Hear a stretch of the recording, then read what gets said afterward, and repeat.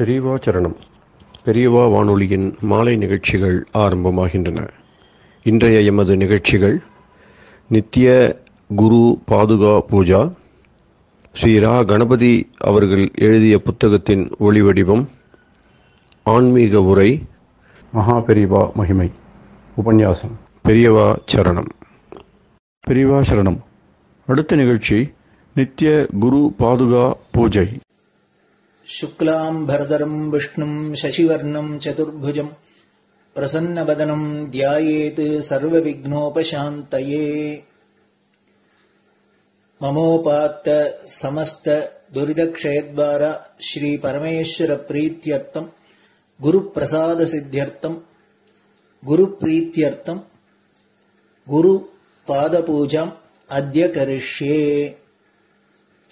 गुरुर्ब्रह्मा गुरुर्विष्णुर्गुरुर्देवो महेश्वरः गुरुः साक्षात् परब्रह्म तस्मै श्रीगुरवे नमः। अपारकरुणा सिन्धुं ज्ञानदं शान्तरूपिणं श्रीचन्द्रशेखरगुरुं प्रणमामि मुदान्वहम्। सदाशिवसमारम्भां शङ्कराचार्यमध्यमाम् अस्मदाचार्यपर्यन्तां वन्दे गुरुपरम्पराम्. எல்லோரும் குருவ பெரிவாள தியானம் பண்ணிண்டு அர்ச்சனை பண்ணுவோம். அஷ்டோத்திரம். பெரியவா அஷ்டோத்திரம் பல அஷ்டோத்திரங்கள் இருக்கு. அதுல எளிமையா சுலபமா எது இருக்கோ அதை நான் இப்ப சொல்றேன். எல்லோரும் இதை கேட்டுண்டே திருப்பி சொல்ல முடிஞ்சுபா சொல்லி சொல்லி பெரிவாளுக்கு பாதத்துல ஒவ்வொரு புஷ்பத்தை அர்ச்சனை பண்ணலாம். ओम श्री कांची कामकोटि पीठाधीश्वराय नमः। श्रीमत् चंद्रशेखरेन्द्र सरस्वती गुरुभ्यो नमः। संन्यासाश्रम शिखराय नमः। काषाय दंडधारिणे नमः। सर्वपीठापहारिणे नमः। स्वामिनाथ गुरवे नमः। करुणासागराय नमः। जगदाकर्षण शक्तिमते नमः।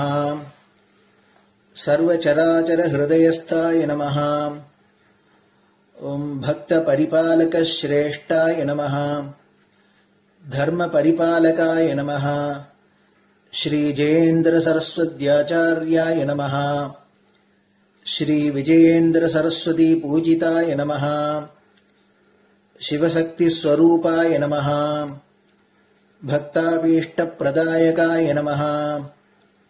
ब्रह्मण्य पोषकाय नमः। ब्रह्म विष्णु शिवैक्य स्वरूपाय नमः। कांची क्षेत्रवासाय नमः। कैलाश शिखरवासाय नमः। स्वधर्म परिपोषकाय नमः। चातुर्वर्ण संरक्षकाय नमः। लोकरक्षण संकल्पाय नमः। ओम ब्रह्मनिष्ठापराय नमः। सर्वपापहराय नमः। धर्मरक्षक संतुष्टाय नमः। भक्तार्पितधन स्वीकर्त्रे नमः। सर्वोपनिषत् सारज्ञाय नमः। सर्वशास्त्रगम्याय नमः। सर्वलोक पितामहाय नमः। भक्ताभीष्ट प्रदायकाय नमः। ब्रह्मण्य पोषकाय नमः। नानाविध पुष्पार्चितपदाय नमः। रुद्राक्ष क्रीडधारिणे नमः। भस्मोद्दोलित विग्रहाय नमः। सर्वज्ञाय नमः। सर्वचराचर व्यापकाय नमः। अनेक शिष्य परिपालकाय नमः। मनश्चाञ्चल्य निवर्तकाय नमः। अभयहस्ताय नमः। भयापहाय नमः। यज्ञपुरुषाय नमः। यज्ञानुष्ठान रुचिप्रदाय नमः। यज्ञसम्पन्नाय नमः। यज्ञसहायकाय नमः। यज्ञफलदाय नमः। यज्ञप्रियाय नमः। उपमानरहिताय नमः। स्फटिक तुलसी रुद्राक्ष हारधारिणे नमः। चातुर्वर्ण समदृष्टये नमः। ऋग्यजुस्साम अथर्वणादि चतुर्वेद संरक्षकाय नमः। தட்சிணாமூர்த்தி ஸ்வரூபாய நமஹ. ஜாக்ரத் ஸ்வப்ன சுஷுப்தி அவஸ்தாதீதாய நமஹ. கோட்டி சூரிய துல்லிய தேஜோமே ஷரீராய நமஹ. சாது சங்க சம்ரக்ஷகாய நமஹ. அஸ்வகஜ கோபூஜா நிர்வர்த்தகாய நமஹ. குருபாதுக பூஜா துரந்தராய நமஹ. கனகாபிஷிக்தாய நமஹ. ஸ்வர்ண பில்வதள பூஜிதாய நமஹ. சர்வஜீவ மோக்ஷதாய நமஹ. மூக வாக்தான நிபுணாய நமஹ. நேத்ர தீக்ஷாதானாய நமஹ. द्वादशलिंग स्थापकाय नमः. गान रसप्रियाय नमः. ब्रह्मज्ञानोपदेशकाय नमः. सकलकलासिद्धिताय नमः. चातुर्वण्यपूजिताय नमः. अनेकभाषा संभाषण कोविताय नमः. अष्टसिद्धिप्रदायकाय नमः. ओम श्री शारदामठ सुस्थिताय नमः. नित्यान्नदान सुप्रीताय नमः. प्रार्थना मात्र सुलभाय नमः. पादयात्रा प्रियाय नमः. नानाविध मतपंडिताय नमः. श्रुति स्मृति पुराणज्ञाय नमः. देव यक्ष किन्नर किंपुरुष पूज्याय नमः. श्रवणानंदकर कीर्तये नमः. दर्शनानंदाय नमः. अद्वैतानंद भरिताय नमः. अव्याच करुणामूर्तये नमः. शैव वैष्णवादि मान्याय नमः. श्री शंकराचार्याय नमः. दंड कमंडलूहस्ताय नमः. वीणा मृदंग सकलवाद्य नाथस्वरूपाय नमः. रामकथा रसिकाय नमः. वेद वेदांग आगमादि सकलकला सतस्प्रवर्तकाय नमः. हृदय गुहाशयाय नमः. शतरुद्रीय वर्णितस्वरूपाय नमः. केदारेश्वरनाथाय नमः. अविद्यानाशकाय नमः. निष्काम कर्मोपदेशकाय नमः. लघुभक्ति मार्गोपदेशकाय नमः. लिंगस्वरूपाय नमः. सालग्राम सूक्ष्मस्वरूपाय नमः. कालड्यां शंकर कीर्तिस्तंभ निर्माणकर्त्रे नमः. जितेन्द्रियाय नमः. शरणागत वत्सलाय नमः. श्रीशैल शिखरवासाय नमः. डमरुकनाद विनोदाय नमः. वृषभारूढ़ाय नमः. दुर्मद नाशकाय नमः. आभिचारिक दोषहर्त्रे नमः. मिताहाराय नमः. मृत्युविमोचक शक्त्याय नमः. श्री चक्रार्चन तत्पराय नमः. दासानुग्रह कारकाय नमः. अनुराधा नक्षत्र जाताय नमः. सर्वलोक ख्यातशीलाय नमः. वेंकटेश्वर चरण पद्म षट्पदाय नमः. श्री महात्रिपुर सुंदरी समेत श्री चंद्रमौलीश्वर पूजा प्रियाय नमः. श्रीमच्चंद्रशेखरेन्द्र सरस्वती सद्गुरु परब्रह्मणे नमः. गुरुभ्यो नमः. परमगुरुभ्यो नमः. परमेष्टिगुरुभ्यो नमः. परात्परगुरुभ्यो नमः. गुरुपरम्पराभ्यां नमः. गुरुपादुकाभ्यां नमो नमः.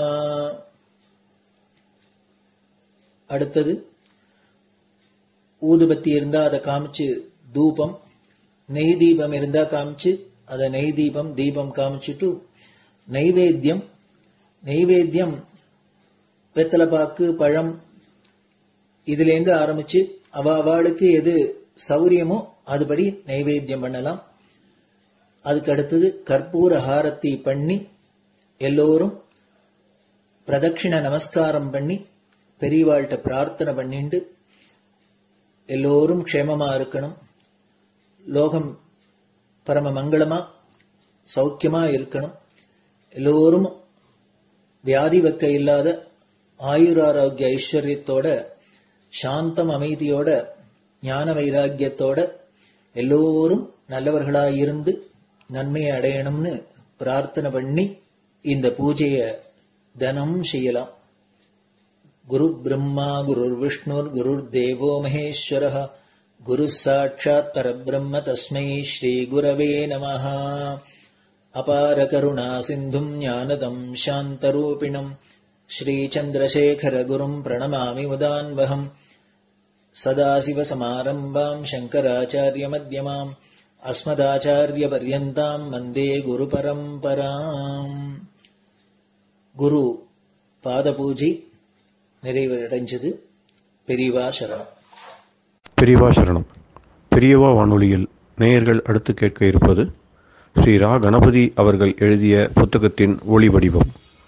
அளிப்பவர் ஸ்ரீமதி உமா சங்கர் அவர்கள். தேனினும் இனிய சொல்லான் தீச்சுடர் மேனி கொண்டான் ஊனுயிர்க்குயிரதான ஒன்றினைக் கலந்து நின்றான் ஏனினிக் கவலை நெஞ்சே இன்றுனக் அருள் செய்தான் இஞ்ஞானவான் காமகோட்டி நாதனை நம்புவோமே.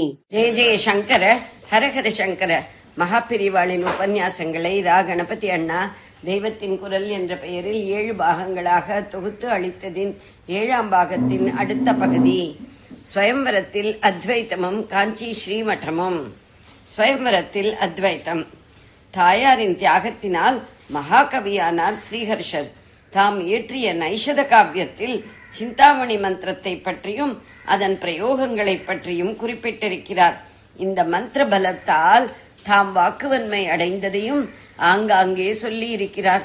நளனுக்கும் தமயந்திக்கும் விவாகம் நடைபெற்ற பின் சரஸ்வதி தேவியே அவர்களுக்கு சிந்தாமணி மந்திரத்தை அனுகிரகம் செய்தாள் என்று நைஷதத்தில் கூறுகிறார். இன்னும் அந்த விவாக கட்டத்துக்கு நாம் வரவில்லை. 5 நளர்களை பார்த்து தமயந்தி மலைத்து நின்ற வரையில் தானே வந்திருந்தோம். இந்த இடத்தில்தான் வெகு ரசமான ஒரு உபமானத்தை கையாளுகிறார் ஸ்ரீஹர்ஷர். ஆதிசங்கர பகவத்பாதர்களின் அத்வைத்தத்தை பின்பற்றுகிறவர்களுக்கெல்லாம் இந்த உவமை வெகு ருச்சியாக இருக்கும். 5 மதங்களுக்கிடையே மிக உயர்ந்த உண்மையான அத்வைத்தத்தை தெரிந்து கொள்ள முடியாமல் ஜனங்கள் மயங்குவது போல் 5 நளர்களுக்குள் உண்மையான நளனை அறிய முடியாமல் தமயந்தி மயங்கினாள் என்கிறார் ஸ்ரீஹர்ஷ கவி. சாப்தும் பிரயச்சதின பக்ஷ சதுஷ்டயேதாம் தல்லாப சம்சினீன பஞ்சம கோட்டி மாத்ரே ஸ்ரத்தாம் ததே நிஷதராட் விமதௌ மதானாம் அத்வைத தத்வ இவ சத்யதரேபி லோகஹா. 5 மதங்கள் என்னென்ன என்று பாரதத்தில் சொல்லி இருக்கிறது. சாங்கியம், பாதஞ்சலம், பாஞ்சராத்திரம், பாசுபதம், வேதம் என்பனவே அவை. ஈஸ்வரன் என்ற ஒன்றை சொல்லாமல் வெறும் தத்துவ ஆராய்ச்சியை சொல்வது சாங்கியம். ராஜயோகம், அஷ்டாங்க யோகம் என்றெல்லாம் செய்கிற யோக மார்க்கம்தான் பாதஞ்சலம். விஷ்ணு ஒருத்தர் தான் பரம்பொருள் என்று சொல்கிற மதம் பாஞ்சராத்திரம். இவ்வாறே சிவன் மட்டும்தான் பரமாத்மா என்கிற சமயம் பாசுபதம். வேதம் மற்ற எல்லா மதங்களையும் அங்கமாக கொண்டது. வேதம் சொல்கிற ஒவ்வொரு அம்சத்தை தான் மற்ற மதங்கள் ஒவ்வொன்றும் தனித்தனியாக எடுத்துக்கொண்டு அந்த ஓர் அம்சத்தையே ஒரு முழு சம்பிரதாயமாக்கிவிட்டன. வேதத்தின் பரம தாத்பரியமோ பிரம்மத்தை தவிர வேறு எதுவும் இல்லை, ஜீவனும் கூட பிரம்மம் தான் என்கிற அத்வைத்தம் தான். ஸ்ரீஹர்ஷர் இப்படித்தான் கருதி வேத மதம் என்று சொல்லாமல் அத்வைத தத்துவம் என்றே சொல்லியிருக்கிறார். வெறும் லௌகிகத்தில் இருக்கிற ஜனங்களுக்கு எல்லா மதங்களும் வெறும் லௌகிக இந்திரிய வியாபாரத்திலிருந்து இவனுடைய பார்வையை திருப்புவதால் எடுத்த எடுப்பில் எல்லா சமயங்களும் ஒரே மாதிரிதான் தெரியும். 5 நளர்களும் ஒரே போல் தென்பட்ட மாதிரி. ஆனாலும் இவர்களில் ஒரே ஒரு நளன்தானே சத்தியமானவன். அப்படியே அத்வைத்தம் ஒன்றுதான் சத்தியமானது என்கிறார் ஸ்ரீஹர்ஷர். சத்தியமானது என்று சொல்லாமல் சத்திய தரமானது என்கிறார். இப்படி சொன்னதில் நிரம்ப விசேஷம் உண்டு. தரம் என்றால் மேம்பட்டது என்று அர்த்தம். தரமான சரக்கு என்று சொல்கிறோம் அல்லவா, சத்திய தரம் என்றால் மேம்பட்ட உண்மை என்று அர்த்தம். அப்படியானால் கீழ்ப்பட்ட சத்தியம் என்று இருக்கிறதா? இருக்கிறது. எப்போதுமே சத்தியமாக இருப்பதுதான் மேம்பட்ட சத்தியம்.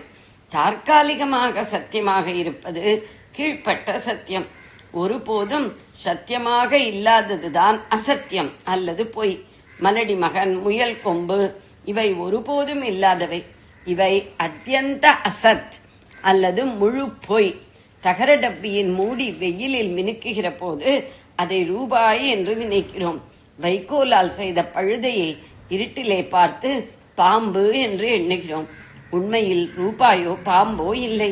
ஆனாலும் இந்த உண்மையை அறிகிற மட்டில் நமக்கு ரூபாய் கிடைக்கப் போகிறது என்பதில் ஏற்பட்ட மகிழ்ச்சி, பாம்பு கடித்து விடப் போகிறதே என்பதில் உண்டான பீதி எல்லாம் உண்மையாகவே இருக்கின்றன. ரூபாய் இல்லாவிட்டாலும் அந்த தோற்றத்தை உண்டாக்குவதற்கு ஆதாரமாக டப்பா மூடி என்கிற உண்மையான வஸ்து இருக்கிறது. பாம்புக்கு ஆதாரமாக வைக்கோற் பழுதை என்கிற வஸ்து மெய்யாகவே உள்ளது.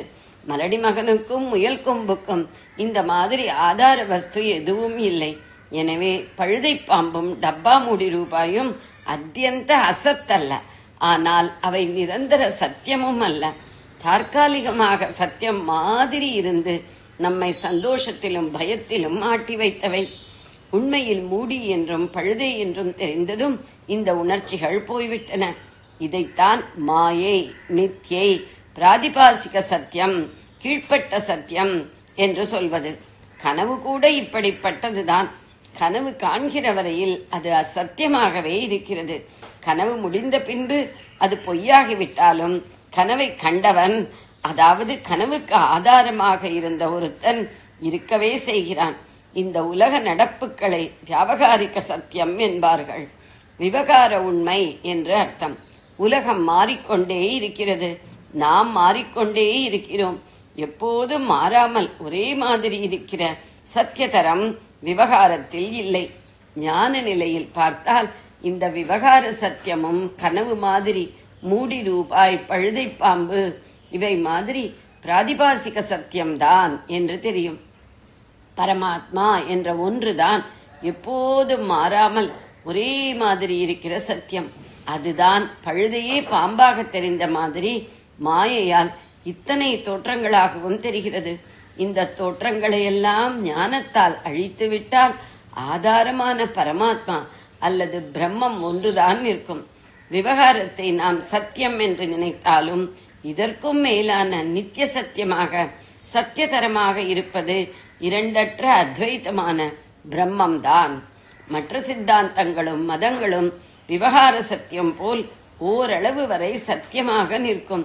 ஆனால் எக்காலமும் சத்தியமாக, அதாவது சத்திய தரமாக இருப்பது அத்வைத்தம்தான். மற்ற தேவர்கள் அந்த மற்ற மதங்களைப் போல் ஓரளவு வரை நலனை போல் தெரிந்தாலும் நலன்தான் சத்தியதரமானவன். தற்காலிக சத்தியமான உலகமே நித்திய சத்தியம் போல் வேஷம் போட்டுக் கொண்டிருப்பதால் தான் நாம் இந்த உலகமே உண்மை என்று மயங்கி இருக்கிறோம். தமயந்தியின் ஸ்வயம்பரத்தில் கூடிய தேவர்களும் வேஷத்தை தான் போட்டுக் கொண்டிருந்தார்கள். அத்வைத்தம் தவிர இதர சித்தாந்தங்களை ஸ்ரீஹர்ஷர் பொய் என்று சொல்லிவிட்டதாக கோபிக்க கூடாது. அத்வைத்தமே சத்தியம் என்று அவர் சொல்லியிருந்தால்தான் மற்றவை பொய் என்றாகும்.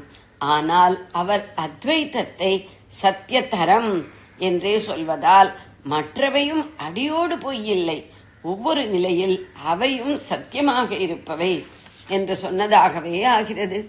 உண்மையான அத்வைத்திகள் எந்த சித்தாந்தத்தையும் துவேஷிப்பதில்லை. மற்ற சமயங்கள் பரஸ்பரம் பிணங்கிக் கொள்கின்றன. நமக்கு அவை எதனிடமும் பிணக்கு இல்லை என்று கௌடபாதர் என்கிற ஒரு பெரிய அத்வைத ஆச்சாரியார் சொல்கிறார். மாண்டூக்கிய காரிகா 3:17. பரமாத்மாவிடமிருந்து இரண்டாக பிரிந்து பக்தி செய்கிற மதங்களை கூட அத்வைத்தம் ஆரம்ப நிலையில் ஒப்புக்கொள்கிறது. சாதகன் எந்த சித்தாந்தத்தில் ஆழமாக ஈடுபட்டாலும் தானாக கொஞ்சம் கொஞ்சமாக அத்வைத்தத்துக்கே வந்து சேருவான் என்கிற நிச்சயம் அத்வைத்திகளுக்கு உண்டு. பரமசத்தியத்துக்கு அழைத்து வர உதவி புரிகிற இதர சித்தாந்தங்களை பொய் என்று எப்படி சொல்வது? இத்தனை அபிப்பிராயங்களும் துணிக்கிற மாதிரி ஸ்ரீஹர்ஷர் ரத்ன சுருக்கமாக சத்தியதரம் என்கிற ஒரு வார்த்தையை அத்வைத சம்பந்தமாக போட்டுவிட்டார். சரஸ்வதியின் சாத்துரியம். ஸ்ரீஹர்ஷரின் கதைப்படி அவருடைய இஷ்ட தெய்வமான சரஸ்வதியே தமயந்தியுடன் சுயம்பர மண்டபத்துக்கு வந்து ஒவ்வொரு ராஜகுமாரனை பற்றியும் சொல்கிறாள். இந்த 5 பேரை பார்த்ததும் அவளுக்கும் ஒரு சங்கடம் உண்டாயிற்று. தேவர்கள் சாக்ஷாத் சரஸ்வதியை ஏமாற்ற முடியுமா? ஆனாலும் சரஸ்வதிக்கோ இந்திராதி தேவர்களை வேஷக்காரர்கள் என்று அப்பட்டமாக காட்டிக் கொடுக்க மனமில்லை. அது உச்சித குறைவாகப்பட்டது. உள்ளதை சொல்லாவிட்டாலும் தப்பாகும். சரஸ்வதி அறிவு தெய்வம் அல்லவா? எனவே சபையில் கூடியிருந்த மற்றவர்கள் தெரிந்து கொள்ளாவிட்டாலும் தமயந்தி தானாகவே புரிந்து கொள்ள அனுகூலமான முறையில் மறைமுகமாக இந்த 5 பேரை பற்றியும் சொன்னாள். தேவன் ஒவ்வொருத்தனுக்கும் நலனுக்கும் ஒரே சமயத்தில் பொருத்தமாக இருக்கிற மாதிரி லட்சணங்களை சொல்லி ஸ்லேடையாக வர்ணித்தாள். அதற்கு பஞ்சநளீயம் என்றே பெயர். அதை தமிழில் விளக்குவது கஷ்டம். அது இங்கே நமக்கு அவசியமும் இல்லை. மற்ற 4 நளர்கள் தேவரானதால் அவர்களின் கால் பூமியில் பாவவில்லை. அவர்கள் இமை கொட்டவில்லை. இதையெல்லாம் பார்த்து தமயந்தி நிஜ நலனை புரிந்து கொண்டு மாலை போட்டாள் என்ற கதை உங்களுக்கே தெரிந்திருக்கும். தமயந்தி கதை உங்களுக்கே தெரிந்திருக்க கூடியதுதான். நான் அதை அதற்காகவே சொல்ல வரவில்லை. எனக்கு அதை எவ்வளவு தூரம் சொல்ல வருமோ பௌராணிகர்களானால் சுவாரஸ்யமாக சொல்வார்கள். ஒரு காவியத்துக்குள் தத்துவத்தை எவ்வளவு நன்றாக எடுத்துச் சொல்லி இருக்கிறது என்று காட்டவே இதை சொன்னேன். இலக்கியம் தர்மம் கூறும் முறை. ஒரு எஜமானன் கட்டளையிடுவது போல் சத்தியம் பேசு, தர்மமாக நட, சத்தியம் வத, தர்மம் சர என்று வேதம் ஆக்ஞை பிறப்பிக்கும். இதற்கு பிரபு சம்மிதை என்று பெயர். இதையே நண்பன் எடுத்துச் சொல்கிற மாதிரி புராணங்கள் கதாரூபத்தில் விளக்கும். இதற்கு சுக்ருத் சம்மிதை என பெயர். கதையானாலும் புராணம் செய்த ரிஷிகளும் தர்மத்தை ரொம்பவும் வெளிப்படையாகவே வலியுறுத்தி கொண்டு போவார்கள். சுஹ்ருத் அல்லது நீதிமானான நண்பன் பேசுகிற பாணியில் இதைவிட ஹிதமாகவும் மதுரமாகவும் தர்மத்தை சர்க்கரையில் தோய்த்த மாத்திரை மாதிரி கதையில் தோய்த்துச் சொல்கிறவன் கவி. நம் நாக்குக்கு சர்க்கரை ருசிதான் தெரியும். மருந்து சரக்கு இருப்பதே தெரியாது. வயிற்றுக்குள் போய்த்தான் அது வேலை செய்யும். இம்மாதிரி காவிய ரசத்தை நாம் அனுபவிக்கிற போது நமக்கு தெரியாமலே நமக்குள் தர்மங்கள் ஊறுகிற விதத்தில் கவி பேசுவான். காவியத்தை காந்தா சம்ஹிதை என்பார்கள். அதாவது அது பிரியபத்னியின் வாக்கு மாதிரி என்று அர்த்தம். உயர்ந்த கவி மகத்தான தர்மங்களையும் தத்துவங்களையும் நவரசத்தில் தோய்த்து மிகவும் ரஞ்சகமாக கொடுத்து விடுகிறான். இலக்கிய உலகத்தில் இருப்பவர்கள் இதையே ஸ்வதர்மமாக கொள்ள வேண்டும். வெறும் ரஞ்சகமாக மட்டுமல்லாமல் அதற்குள் தர்மமான பலனும் இருக்கிற மாதிரி எழுத வேண்டும். படிக்கிறவனை அப்போதைக்கு சந்தோஷப்படுத்துவதோடு நில்லாமல் அவனை உயர்த்துகிற விதத்தில் எழுத வேண்டும். ஜெய ஜெய சங்கர, ஹர ஹர சங்கர. பெரியவா சரணம். இந்நிகழ்ச்சியின் அடுத்த பகுதி நாளை மாலை இதே நேரத்தில் ஒளிபரப்பாகும். பெரியவா சரணம். பெரியவா சரணம். பெரியவா வானொலியில் நேயர்கள் அடுத்து கேட்க இருப்பது திரு கவிக்கண்ணன் அவர்களின் ஆன்மீக உரை. பெரியவா சரணம். ராம் ராம். ஸ்ரீ குருப்யோ நமः. ஜெய ஜெய சங்கர, ஹர ஹர சங்கர. பெரியவா வானொலி நேயர்கள் அனைவருக்கும், மகா பெரியவாவுடைய பக்தர்கள் அனைவருக்கும் அடியேன் கவிக்கண்ணனின் அன்பு கலந்த நல்வாழ்த்துக்கள். ராம் ராம். ஜெய ஜெய சங்கர, ஹர ஹர சங்கர. ஸ்ரீ குருப்யோ நமः. குருவருள் இல்லையேல் திருவருள் இல்லை. இது நிச்சயம். நமக்கு முக்தி கிடைக்கணும்னா ஞானம் வேணும். ஞானத்துக்கு வழிகாட்டுறது பக்தி. பக்தி மாத்திரம் வந்துவிட்டா ஞானம் வருமா? ஞானம் வராத முக்தி உண்டான்னா ரொம்ப சந்தேகம்தான். அது ரொம்ப ரொம்ப ரேராக சில பேர் பிறவிலேயே ஞானிகளாக இருந்து அவ முக்தி அடைகிறதுங்கிறது ஒரு பெரிய ஆச்சரியமான விஷயம். அது மாதிரி நடந்திருக்கா அப்படின்னு கேட்டாக்க ரொம்ப ரேர் தான். ஒரு சமயத்தில்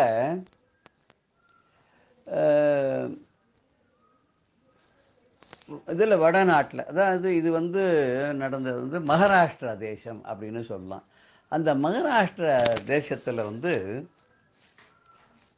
எப்பவுமே பக்தி ரொம்ப மகாராஷ்டிராவில் ரொம்ப ஜாஸ்தி.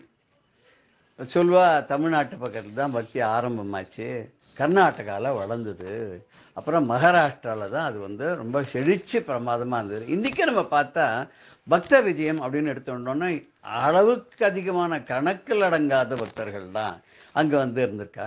அங்கே மகாராஷ்டிராவில் பக்கத்தில் போயிட்டாக்கா ரெண்டு ரொம்ப முக்கியமாக இது. ஒன்று பண்டரிபுரம், பாண்டுரங்கனுடைய க்ஷேத்திரம். ரெண்டாவது ஷீரடி, ஷீரடி சாய்பாபாவுடைய க்ஷேத்திரம். ஷீரடி சாய்பாபாவுடைய பக்தர்களும் நாடு முழுக்க இருப்பார், பாண்டுரங்க பக்தர்களும் நாடு முழுக்க இருப்பார். பஜனை பந்தத்திலேயே பார்த்தா பாண்டுரங்கனுக்கு தனியான ஒரு இடம் உண்டு. அந்த பாண்டுரங்க விட்டல் அதுவும் நம்ம வந்து தமிழ்நாட்டிலேயும் ஒரு பெரிய பாண்டுரங்கன் கோவில் இருக்குது. உங்கள் எல்லாருக்கும் தெரிஞ்சிருக்கும். கோவிந்தபுரம் அப்படிங்கிற ஊர், கும்பகோணத்துலேருந்து மாயவரத்துக்கு போகிற வழியில். அங்கே வந்து விட்டல்தாஸ் மகாராஜ், ஜெயகிருஷ்ண தீட்சிதர், அவர் பெரிய கோவில் கட்டிருக்கார். பாண்டுரங்கன் 150 அடி உயரத்துக்கு கோவில் கட்டிருக்கார். பாண்டுரங்கனுக்கு ஒரு குமாயி ரெண்டு பேரும் சேர்த்து அங்கே நீங்கள் பார்க்கலாம். பண்டரிபுரத்தில் கூட தனித்தனியாக தான் இருக்கும் சன்னதி, இங்கே சேர்ந்தே பார்க்கலாம். அழகோ அழகு, கொள்ளை அழகு. எத்தனை ஒரு கோசாலை, வேத பாடசாலை என்ன, அது மாதம் ஒரு நாள் ஒரு உற்சவங்கள் என்ன, அப்படி அங்கே பாண்டுரங்கனுக்கு நடக்கக்கூடிய இது. இப்போ பண்டரிபுரத்தினுடைய பாண்டுரங்கனை பற்றி அங்கேருந்து தானே பாண்டுரங்கன் நிறைய இடங்களுக்கெல்லாம் வந்திருக்காரு இல்லையா. அந்த பண்டரிபுரத்தில் இருக்கக்கூடிய பாண்டுரங்கனை பற்றி நம்ம கொஞ்சம் இப்போ தெரிஞ்சுக்கலாம். ஒரு வேடிக்கையான சில விஷயங்களோடு சேர்ந்துக்கலாம். பண்டரிபுரம்னு முதல்ல பேர் கிடையாது, அதுக்கு வேறு ஏதோ பேர் தான் இருந்திருக்கு.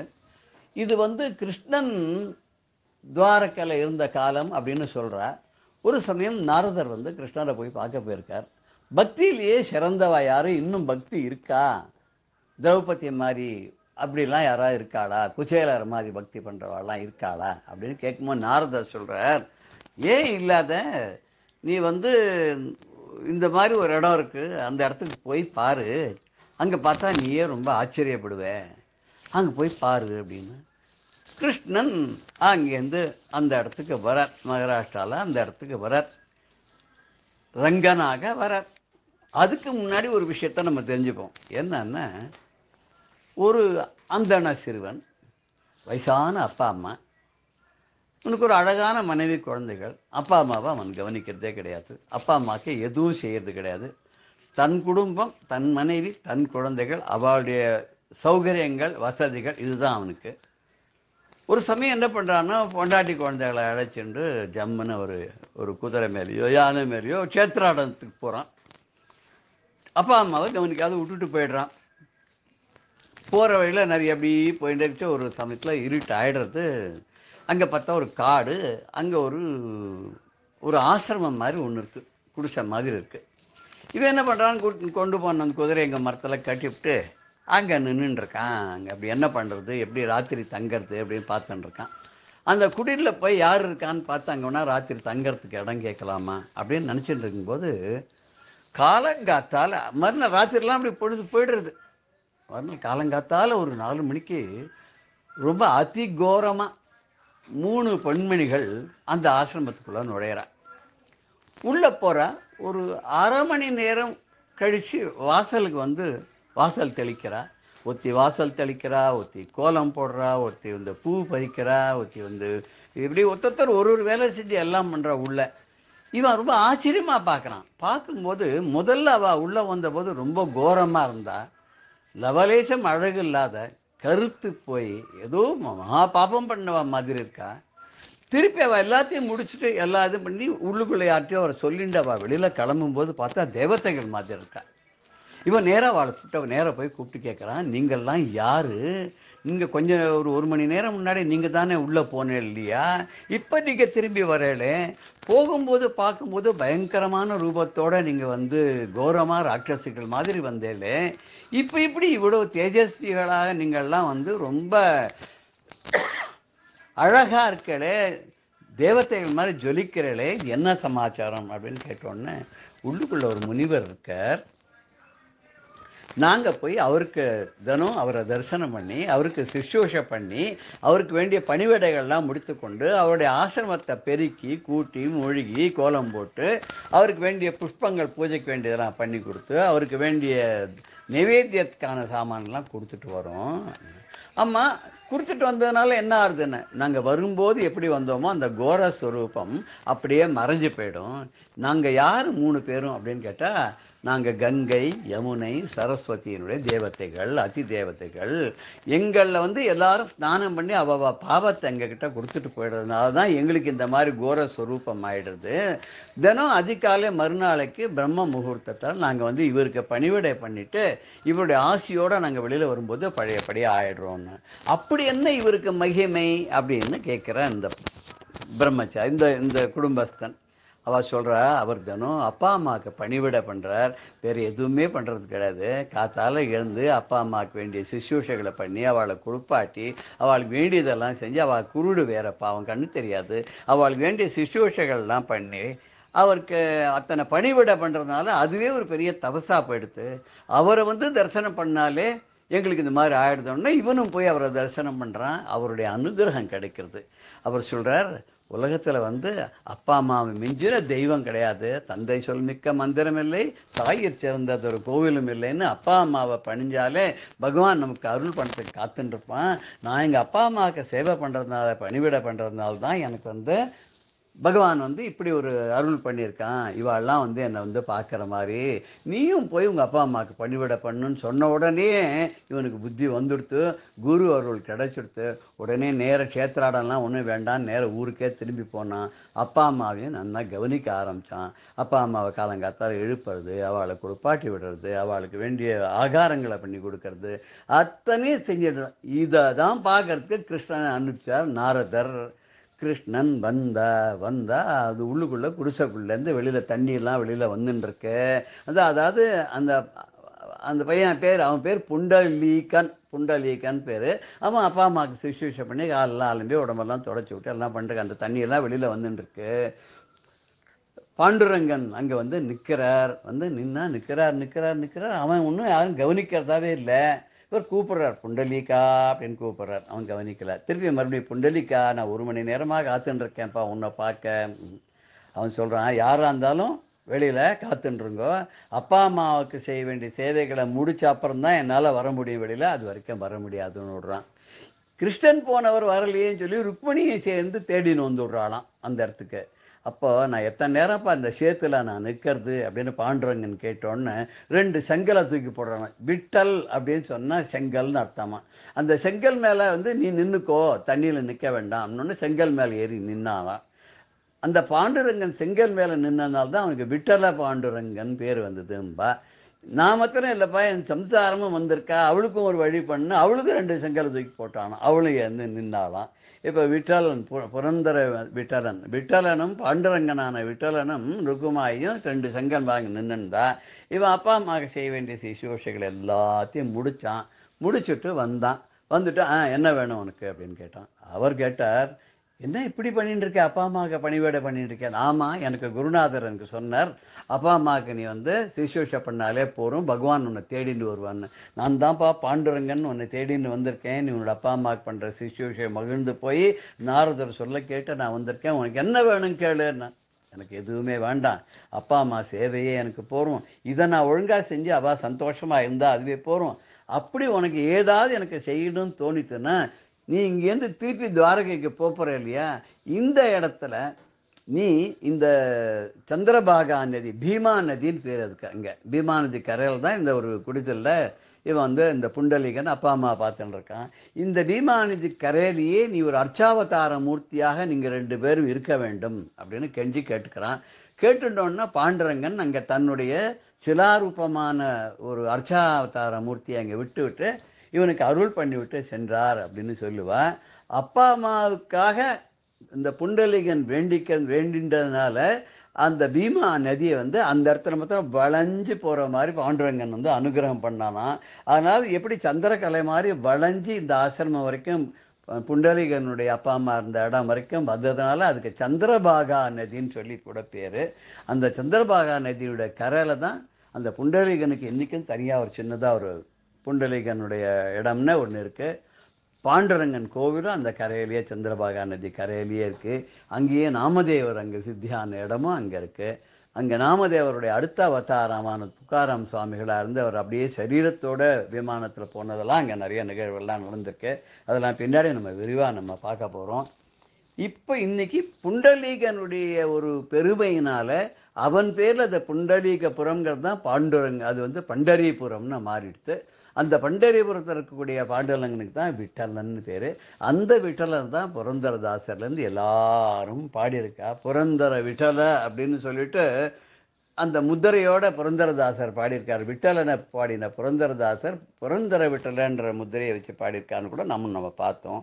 அப்பேற்பட்ட பாண்டுரங்கன் கலியுக வர்தனாக எத்தனை பேருக்கு, கோரா கும்பருக்கு, அப்புறம் சக்குபாய்க்கு, அப்புறம் கபீர்தாசருக்கு, நாமதேவருக்கு, துக்காராமுக்கு, கூர்மதாசருக்கு, இப்படி சொல்லிகிட்டே போகலாம். நிறைய ஜனாபாய்க்கு, முக்தாபாய்க்கு, ஞானேஸ்வரருக்குன்னு ஒத்தொத்தருக்கும் பக்தர்களுக்கு எல்லாருக்கும் எப்படிலாம் அனுகிரகம் பண்ணா அப்படிங்கிறது அது ஒரு பெரிய சரித்திரம். ஒத்தொத்தருக்கும் பண்ணது அது பக்த விஜயத்தில் நம்ம பார்த்தோன்னு கிட்டத்தட்ட 100 பக்தாளுக்கு மேலே இருக்குது. இல்லை ரொம்ப வேடிக்கை என்னன்னு பார்த்தா அத்தனை பக்தர்களும் நம்ம தமிழ்நாட்டிலெல்லாம் சொல்லுவாள் அந்த காலத்தில் அவள்லாம் கோவிலுக்குள்ளே விட மாட்டான்னு. அப்படிப்பட்டவர்களுக்கெல்லாம் கூட ஒரு நாவிதருக்கு, ஒரு சலவத் தொழிலாளருக்கு, ஒரு பானை பண்ணுறவருக்கு, இத்தனை பேருக்கும் அந்த பாண்டுரங்கன் அனுகிரகம் பண்ணியிருக்கான். ஏன்னா அத்தனை பேருக்கும் குரு அருள் இருந்ததுனால அந்த திருவனுடைய அருளும் கிடைத்தது என்பது தான் இது ரொம்ப விசேஷமாக நம்ம கவனிக்க வேண்டிய ஒரு செய்தியாகும்.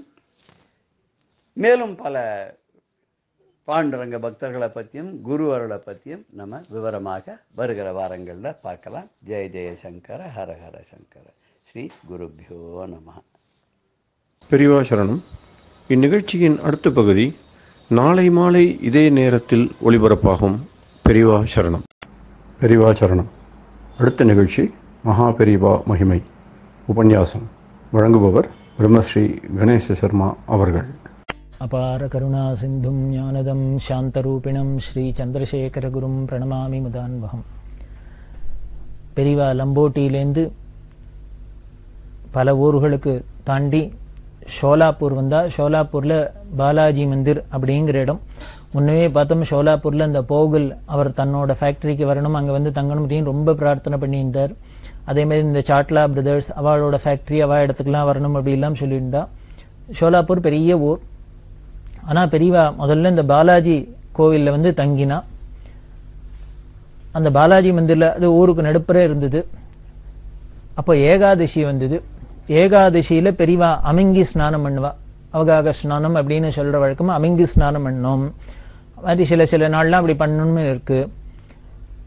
இப்போ ஏகாதசிக்கு அப்படி பண்ணணும் அப்படின்னா அமிங்கி ஸ்நானம் பண்ணோம்னா பக்கத்தில் பெரியவா கேட்டால் எங்கே போய் ஸ்நானம் பண்ணுறது, நதியா குளமா என்ன இருக்குது அப்படின்னு பார்த்தா அந்த கோவிலில் வெறும் கிணறு தான் இருந்தது. பக்கத்தில் ஒரு சிவங்கோவில், அந்த சிவங்கோவிலில் ஒரு குளம் இருந்தது. அந்த குளத்தில் போய் ஸ்நானம் பண்ணலாம் அப்படின்ட்டு கிளம்பி பெரியவா குளத்துக்கு வந்தா. அந்த குளத்துக்கு பார்த்தா ஒரே பச்சை பசேல்னு பாசியாக இருக்குது. குளத்து தண்ணி முழுக்கலும் அப்படி பச்சை பசேர்னு பாசியாக இருக்குது. ஆனால் பெரியவா என்ன பண்ணால் கொஞ்சம் கூட லட்சியம் பண்ணலை. அதில் இறங்கி ஸ்நானம் பண்ணி தன்னோட அனுஷ்டானத்தெல்லாம் பண்ணிண்டா. எல்லாருக்கும் ரொம்ப பார்க்கறதுக்கு ரொம்ப சிரமமாக இருந்தது, பார்க்கறதுக்கு கஷ்டமாக இருந்தது. பெரியவா இந்த பாசின்னா அந்த குளத்தை பார்த்தாலே பயமாக இருக்குது. நாமளாக இருந்தால் என்ன பண்ணுவோம், என்ன இன்ஃபெக்ஷன் ஆகிடுமோ, எப்படி இருக்குமோ அப்படி இருக்குமோ அப்படின்ட்டு இறங்கவே மாட்டோம். ஆனால் பெரியவாள்கிட்ட ஒரு குணம் என்னென்னா, இந்த பெரியவாளோட போய் பார்த்தவாளுக்கு தெரியும், அந்த சரித்திரத்தை கேட்டாலே தெரியும். ஒரு புண்ணிய தீர்த்தம் அப்படின்னு விட்டா அதில் கொஞ்சம் கூட யோஜனை பண்ணப்படாது, உடனே ஸ்நானம் பண்ணிடணும். அதில் போய் யோஜனை பண்ணக்கூடாது. நாமளாக இருந்தால் ஒன்று இந்த வெளியில் இருக்கிற சுத்தத்தை சுகாதாரத்தை பார்க்குறோம், அதை பார்த்துட்டு நாம் விட்டுடுறோம். ஆனால் இவ்வளவு நீட்னஸ் பார்த்து எல்லாம் இருந்ததுனால ஒன்றும் வியாதி வைக்க குறைஞ்சி கொடுத்தா இல்லை. இப்போ தான் புதுசாக வியாதியெல்லாம் வந்திருக்கு, அது நமக்கு புரியல. ஆனால் இந்த பாசியாக இருக்கிற குளத்துல பெரியவா ஸ்நானம் பண்ணி எதுக்கு காமிக்கிறா அப்படின்னா, ஒரு புண்ணிய தீர்த்தம், ஒரு கோவில் குளம் அப்படின்னா அதில் எப்படி நாம் அதை மதிக்கணும், அதை எப்படி நாம் பூஜையாக வச்சுக்கணும் அப்படிங்கிறதுக்காக அதில் போய் ஸ்நானம் பண்ணினா இது அவளோட ஞான ஸ்திதியை காமிக்கிறது, பிரம்மனிஷ்டருங்கிறது காமிக்கிறது. முதல் முக்கியமா சொல்லணும்னா தேகபாவம் இல்லை. நம்மள மாதிரி இந்த சரீரத்தையே கட்டின்னு பார்க்கறவாளா இருந்தாதான் இந்த சரீரத்துக்கு ஏதாவது வியாதி வந்துருமோ, ஸ்கின் ப்ராப்ளம் வந்துருமோ, அது அரிப்பு வந்துருமோ, சரி வந்துருமோ, இப்படி எல்லாம் நமக்கு வரும். அவளுக்கு பெரியவாளுக்கு இந்த தேகம்ங்கிற ஒரு பாவமே இல்லாததுனால ஒரே ஒரு பாவம் தான் இருந்தது. எதை பார்த்தாலும் பக்தி பாவம் இருந்தது. கோவில் குளம், சிவன் கோவில் தீர்த்தம், புண்ணிய தீர்த்தம் அப்படிங்கிற பாவம் தான் இருந்தது. வழியே வேற ஒன்றும் சரீர பிரஜை இல்லாதனால அவ பாட்டுக்கு ரொம்ப லட்சியமே இல்லாத போய் ஸ்நானம் பண்ணுவா. இந்த சரீர பாவம் கிடையாது அப்படிங்கிறதுக்கு இன்னொரு நிகழ்ச்சி சொல்லணும் அப்படின்னா, பெரியவா கும்பகோணத்துல மடத்துல இருக்கா. திடீர்னு ராத்திரி படுத்திருந்த பெரியவாளை பார்த்தா ஆளை காணோம். அவளோட இடத்துல பக்கத்துல இருந்தவர் தேடி பார்த்தார். பெரியவாங்கியானும் என்ன திடீர்னு யாத்திரையெல்லாம் கிளம்பிடுவா, இது மாதிரி ஏதானு கிளம்பிட போறாளோ அப்படிங்கிற கவலை தான் அவளுக்கு. பெரியவாளை தேடி பார்த்தா காணும். அந்த காலத்துல எலக்ட்ரிக் லைட் எல்லாம் கிடையாது. தேடி பார்த்தா அவர் கவலை வந்துடுத்து. மற்றவாள்லாம் எழுப்பி பார்த்தாரு, என்ன ஆச்சு, எங்க போனான்னு தெரியல பெரியவா அப்படின்னு தேடின்னு வரத்தே பின்னால பெரியசா இருக்கும் கும்பகோணம் இடத்துல. அதுல பின்னால பெரிய மாட்டுக்கொட்டாய். இந்த மாட்டுக்கொட்டாயில ஒட்டு திண்ணை. அந்த ஒட்டு திண்ணையில யாரோ வெறும் கௌபீனத்தோட படுத்துன்னு இருக்கிறாப்புல இருக்கு. அதை போய் கிட்டக்க போய் பார்த்தா பெரியவா படுத்துன்னு இருக்கா. உடம்பு முழுக்கலும் கொசு மொச்சு கிடக்கு. இதை பார்த்தோன்னே கைங்கரிமர்கள் ரொம்ப ஷாக் ஆயிடுத்து. ஐயோ, உடம்பு முழுக்கலும் இப்படி கொசு மொச்சு கிடக்கு பெரியவா. அந்த கொசு மொச்சு கடிக்கிறது நமக்கு ஒரு கொசு கடிச்சாலே தாங்க மாட்டேங்கிறது. அப்படி நூற்றுக்கணக்கான ஆயிரக்கணக்கான கொசு உடம்பு முழுக்கலும் மொச்சிருக்கு. பெரியவா பாட்டுக்கு ஆடாத அசையாத பிசாத கட்ட மாதிரி கிடக்காளே அப்படின்னு இவா சத்தம் போட்டதுக்கு அப்புறம் பெரியவா ஏந்துன்னு சொல்றா. என்ன மற்றவாள்லாம் கேட்டானே, உள்ள பெரியவாளுக்கு படுத்துக்கிறதுக்கு இடம் இல்லையா, எதுக்கு இந்த ஒட்டு திண்ணையில அதுவும் இந்த மாட்டுக்குட்டாயில இவ்வளவு கொசுவுக்கு நடுப்புறப்படுத்துன்னு, சரி இப்படி படுத்துனா ஏதானும் கொசு கடிக்காத ஒரு துணி காஷாயத்தால மேல மூடிக்க விடாதோ, அது இல்லாத இருக்கிற காஷாய வஸ்திரத்திலையும் வெறும் கௌபீனத்தோட மட்டும் இருக்காளே அப்படின்ட்டு கேட்டா பெரியவா சொல்றா, ஒண்ணுமில்லை, படுத்துன்னே உள்ள யோஜனை பண்ணிட்டு இருக்கிறது. ஈஸ்வர சிருஷ்டியில எத்தனையோ கோடி ஜீவராசிகளை சிருஷ்டி பண்ணியிருக்காரு. அதுல எல்லா ஜீவராசிகளும் மறக்காத ஆகாரத்தையும் சிருஷ்டி பண்ணியிருக்காரு. எல்லா ஜீவராசிகளும் பசி இல்லாத இருக்கு, சாப்பிட்றது. அப்படி பார்த்தா ஒவ்வொரு ஜீவராசியா பார்த்துன்னு வரத்தையும் இந்த கொசு ஞாபகம் வந்தது. இதுக்கு என்ன ஆகாரம்? நம்மள மாதிரி மனுஷாளோட ரத்தம் தான். ஆனால் இந்த கொசுவை மட்டும் சாப்பிட விடாத எல்லாரும் கொசு விலையை கட்டிக்கிறா, அத்தை பண்ணிக்கிறா, இத்தை பண்ணிட்டு கொசுவை கடிக்க விடாத பண்றா. கொசு கடிக்கலைன்னா எனக்கு எது கடிக்கிறது? ரத்தத்தை குடிக்கிறது, அது சாப்பிட்றதுன்னு அர்த்தம், அவ்வளவுதான். அதை சாப்பிட விடாத எல்லாரும் தடுக்கிறாளே, எல்லாம் பட்னியா கிடைக்கேன்னு தோணித்து. அதனால மற்றவாள்லாம் எப்படி வேணா இருக்கட்டும், நம்ம ரத்தத்தையான அது சாப்பிட்டோம் வேறாருங்கிறதுக்காக இங்க வந்து படுத்துனேன் அப்படின்னா, யாரானும் கொசுவுக்கு பட்னியா கிடைக்கேன்னு யாரானும் படுத்துன்னு யோஜனை பண்ணுவாளா அப்படின்னா, இதுதான் தாயிற் சிறந்த தயாவன தத்துவம் அப்படின்னு. அவள் ஜெகன்மாதா காமாட்சி இல்லையா, அந்த கொசுவும் அவளோட குழந்தை தானே. அதனால ஒரு தாயாருக்கு தங்கிட்ட பிறந்த குழந்தைகள எல்லா குழந்தைகளும் சாப்பிட்டுட்டு ஒரு குழந்தை மட்டும் சாப்பிடாத பட்னி கிடந்தா தாங்குமா மனசு? அதை போலதான் போல இருக்கு. இதுல இன்னொன்னு என்ன அப்படின்னா, பெரியவாளோட கருணையும் தெரியுது. அந்த சரீர பிரஜை இல்ல, கட்ட மாதிரி ஸ்தானம் வேணமஹா அப்படின்னு சொன்னது சத்தியம் அப்படிங்கிறப்பலையும் தெரியுது. அப்படிதான் அவ தேகபாவம் இல்லாத இருந்ததுனால இந்த சோலாப்புல பாசி தண்ணியா இருந்தா என்ன, எந்த தண்ணியா இருந்தா என்ன, எந்த தண்ணியா இருந்தா என்ன, அவளுக்கு ஒன்றும் லட்சியம் இல்லை. அதில் அவ பாட்டுக்கு தன்னோட அனுஷ்டானங்களை பண்ணிட்டு இருக்கா, ஸ்நானம் ஜபம் தபம் இதெல்லாம். இப்படி சொல்றதையே அங்க அதெல்லாம் பண்ணிட்டு மார்க்கண்டேயர் அப்படின்னு ஒரு கோவில், மார்க்கண்டேஸ்வரர் அப்படின்னு ஒரு கோவில், அந்த கோவில்ல வந்து தரிசனம் பண்ணிண்டா. இந்த பொருத்தமா தான் இருக்கு. மார்க்கண்டேஸ்வரர்னு ஞாபகம் வருது. இந்த தேகபாவம் இல்லை அப்படிங்கிறதுக்கு ஞானிகள் எப்படி இருப்பா, தங்களோட ஸ்நானம் அனுஷ்டானம் ஜபதபம் இதுலயே தான் அவ எவ்வளவு குறியா இருப்பா அப்படிங்கிறதுக்கு இன்னொரு நிகழ்ச்சி பார்த்தேன்னா, இந்த மார்க்கண்டேஸ்வரர் அப்படிங்கிறோம், மார்க்கண்ட மகரிஷி அப்படிங்கிற ஒரு ரிஷி, அவர் தானே 7 கல்பகாலம் ஜீவித்திருந்தார். 7 கல்பகாலம் அப்படின்னு பார்த்துங்கோ. ஒரு கல்பகாலத்துக்கு எவ்வளவுன்னு வருஷம் சொன்னா எல்லாருக்கும் தலையை சுத்தம். அது மாதிரி 7 கல்பகாலம் அவர் உயிரோடு இருந்தார். அப்படி இருந்து மார்க்கண்டேய மாதிரி ஆயுசு அப்படிங்கிற மூலியம் அவருக்கு விரக்தி வந்துடுத்து. நாமெல்லாம் கேட்கிறோம், நிறைய சிரஞ்சீவியா இருக்கணும், நிறைய ஆயுசோட இருக்கணும், ஆயுசோட தீர்காயுசோட இருக்கணும் அப்படின்னு ஆசைப்படுறோம். ஆனா நமக்கு இது மாதிரி மார்க்கண்டேயர் மாதிரி எல்லாம் பெரிய தீர்காயுசா வந்துடுத்துன்னு வச்சுங்கோ, அதுல இருந்து பார்த்தா அப்புறம் போர் அடிச்சு போயிடும். அதுவும் போக போக இருக்கிற காலகட்டங்கள்ல பார்த்தா இருந்து போனா தேவையில்லை, போறோம் புண்ணியசாலி அப்படிங்கிறாப்புல தானே வந்துடும் மனசுல. அது மாதிரி மார்க்கண்டேயருக்கும் விரக்தி வந்துடுத்து. என்னையாது போகவே மாட்டேங்கிறோம், எத்தனை நாளைக்கு இங்கேயே உட்காந்து இருக்கிறது, அதனால இன்னும் எத்தனை நாள் இருப்போம், ஆல்ரெடி 7 கல்பகாலம் எடுத்தாச்சு, இன்னும் எத்தனை நாள் இருப்பணும் தெரிஞ்சுக்கணும்னு ஆசை வந்தது. அதனால என்ன பண்ணார், நாரத மகரிஷிகிட்ட கேட்டார். நான் இன்னும் எத்தனை நாள் இருப்பேன்னு கொஞ்சம் சொல்லுங்கோளே, எனக்கே போர் அடிக்கிறது, சிரமமா இருக்கு, போனா தேவையில்ல போல இருக்கு அப்படின்னு. உடனே அவர் சொன்னேன், எனக்கு உடனே தெரியாது, நான் பிரம்மலோகம் போய் வேணா பார்த்துட்டு வரேன்னார். அவர் கிளம்பி போயிட்டார். நாரதர் கிளம்பி போனோன்னு பார்த்தா அஸ்தமனம் ஆயிடுத்து, சூரியாஸ்தமனம். உடனே இந்த அஸ்தமன காலத்துல சந்தியாவந்தனம் பண்ணணுங்கிறதுல ரொம்ப மகரிஷியோ இல்லையோ அனுஷ்டானத்துக்கு அப்படியே தவிக்கிற, ஆஹா நேரம் ஆயிடுத்து, ஸ்நானம் பண்ணி சந்தியாவந்தனம் பண்ணா அர்க்கிய பிரதானம் பண்ணணுமே அப்படிங்கிறதுனால என்ன பண்ணினார், பக்கத்துல தீர்த்தத்தை தேடினா ஒன்றும் கிடைக்கல.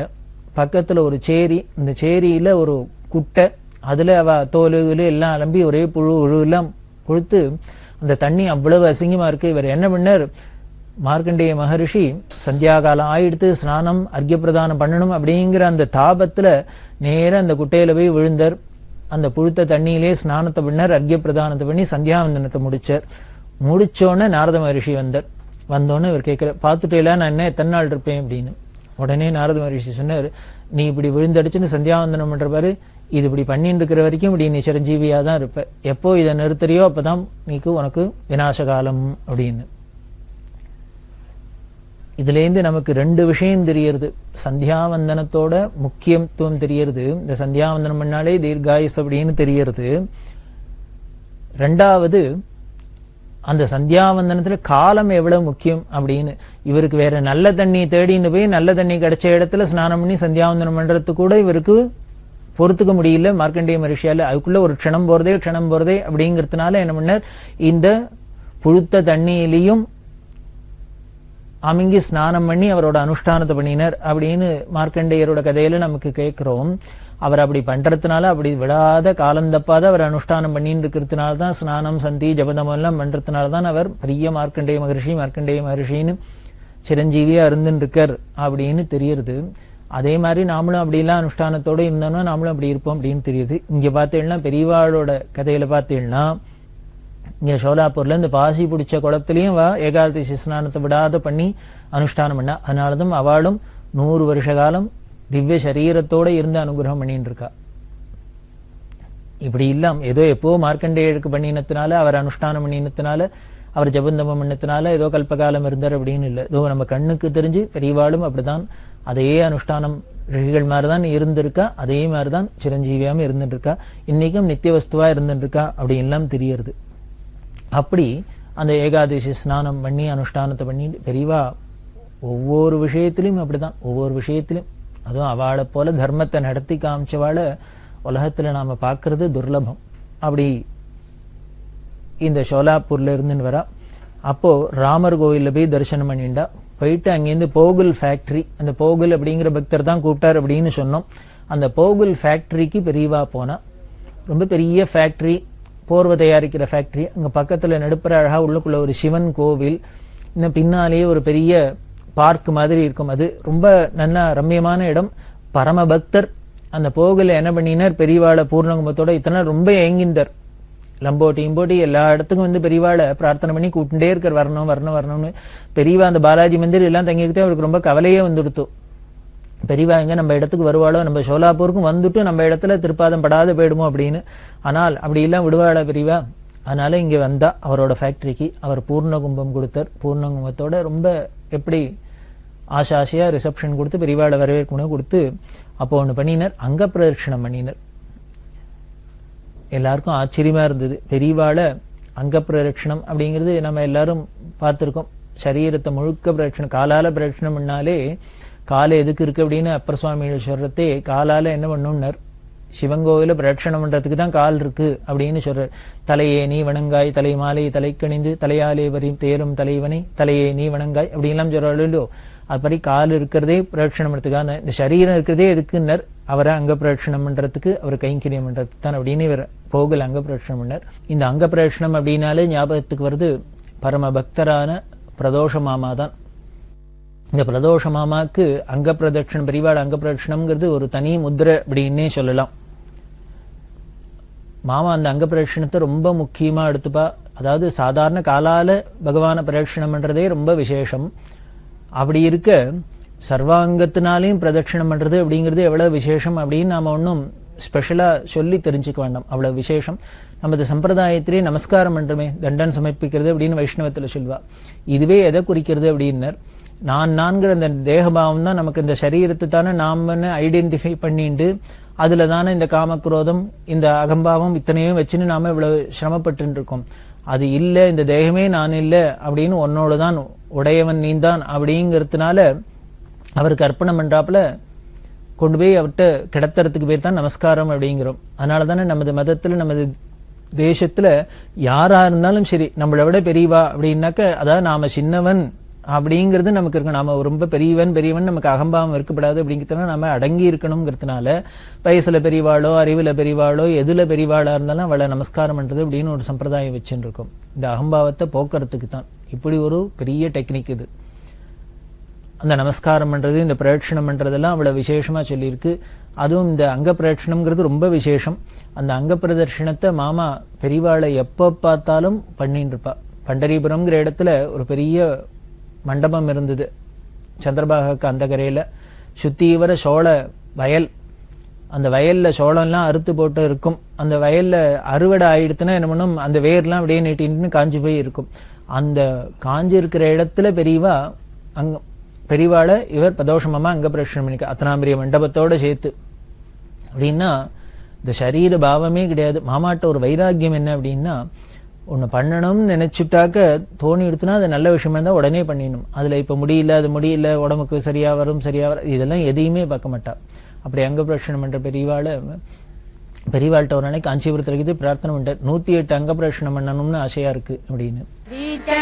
நமக்கு அங்க பிரதட்சணம்ங்கிறதே ஆச்சரியமா இருக்கு. இவர் 108 பண்ணணும் அப்படின்னு ஆசைப்பட பெரியவா ஒரு நாளைக்கு பக்கத்துல இந்த ஹால்ல அவரை கூப்பிட்டு அங்க பிரதட்சணம் பண்ண சொல்லு அப்படின்னு உத்தரவு பண்ண மாமாக்கு பரம சந்தோஷம். அங்க பிரதட்சணம் பண்றா, பண்ணிட்டு இருக்கா. 1 ஆச்சு, 2 ஆச்சு, 5 ஆச்சு, 10 ஆச்சு, 20 ஆச்சு, 30 ஆச்சு.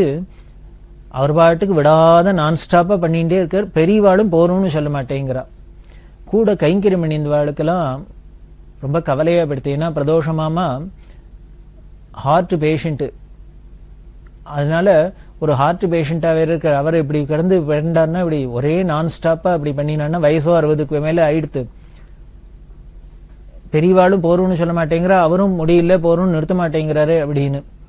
அப்படி இருக்க இது எப்படி போயின்றது இந்த கவுண்டிங், பெரியவாளோட அனுகிரகம் எப்படி நிமிஷத்துக்கு நிமிஷம் நமக்கு குவிஞ்சுட்டே இருக்கோ ஏறிண்டே இருக்கோ, அது மாதிரி இந்த அங்க பிரதட்சணம் எண்ணிக்கையும் ஏறிண்டே போச்சு. ஒரு வழியா 70 அங்க பிரதட்சணம் ஆச்சு. இந்த 70 தொட்டோன்னு பெரியவா என்ன பண்ணா போரும் நிறுத்திக்க சொல்லு அப்படின்னு சொல்ல பெரியவா உத்தரவு பண்ணினதுக்கு. ஏன்னா பெரியவா பண்ணுன்னு சொல்லிட்டா அப்புறம் நிறுத்துன்னு அவ தான் சொல்லணும், அதுதானே மரியாதை. அதனாலதான் மாமாவும் நிறுத்தல. எனக்கு இவ்வளவுதான் முடியும் நான் நிறுத்திக்கிட்டுமான்னு கேட்கல. ஏன்னா பண்ண சொல்றது அவ, அதனால அதுக்கு பண்ற சக்தியும் அவ என்ன கொடுக்குறா. அந்தரியாமையா இருந்து சர்வசக்தனா இருந்து அவ என்ன அனுகிரகம் பண்றா. அவ அனுகிரகம் பண்ணலன்னா யாருக்கு என்ன கிடைக்கும்? அவ தரிசனம் கிடைச்சிருமா? அவளை கைங்கரியம் பண்ண முடியுமா? அவளை பிரதட்சணம் பண்ண முடியுமா? அவளை பூஜை பண்ண முடியுமா? அவளை தியானம் பண்ணிட முடியுமா? அவளோட திருவாக்க நாம பாராயணம் பண்ணிட முடியுமா? அவளோட புகழை சொல்லிட முடியுமா? கேட்டுட முடியுமா? என்ன பண்ண முடியும்? எது நடந்தாலும் அவ பண்ற அனுகிரகத்தினால்தான் நடக்கிறது. அந்த பாவம் வந்து கொடுத்துன்னா அதுதான் பெரிய அனுகிரகம். அதனாலதான் மாமாவும் தான் போறோம்னு நிறுத்தல. பெரியவா இப்ப ஆரம்பின்னு சொல்லிட்டாலும் அது தானாவே அவளையும் நிறுத்திக்கிட்டோம் அப்படின்னு. பெரியவாளும் போரும் அப்படின்னு சொல்ல மாமா 70 அங்க பிரதட்சணம் சேர்த்து பண்ணா எப்படி இருக்கும்? அப்படி இருக்கிறது தள்ளாடி ஏந்திருக்கிறா. உடனே பெரியவா என்ன பண்ணா, உடையாளூர் மணியர் அப்படின்னு மடத்துல கைக்குவேன் அவரை கூப்பிட்டு அவரை போய் பிடிச்சிக்கோ அப்படின்னு சொல்லி அவரை தீர்த்தம் கொடுக்க சொல்லி ஆசுவாசப்படுத்தி எல்லாம் பண்ணி ஆத்துல பத்திரமா கொண்டு விடணும் அப்படின்லாம் சொன்னா அந்த கருணையை பார்த்தா அப்படியே உருகினா மாமா. அதுதான் உருகுவா. அதாவது திருப்பி திருப்பி மாமா சொல்லிகிட்டே இருப்பா, இப்படி கருணை பண்ற பெரியவாளுக்கு நாம என்ன கைமாறு பண்ண முடியும், என்ன கைமாறு பண்ணுவோம், என்ன கைமாறு பண்ணினா போரும் உருகுவா. அப்படி அங்க பிரச்சனை 70 பண்ணினா மாமா ஆசைப்பட்டதோ 108 பண்ணோம்னு, ஆனா 70 தான் இருக்கு. மீதி எப்ப பூர்த்தியாச்சுன்னர் 1984 வருஷம் அக்டோபர் மாசம் 31ஆம் தேதி மாமா ரிட்டையர் ஆனா.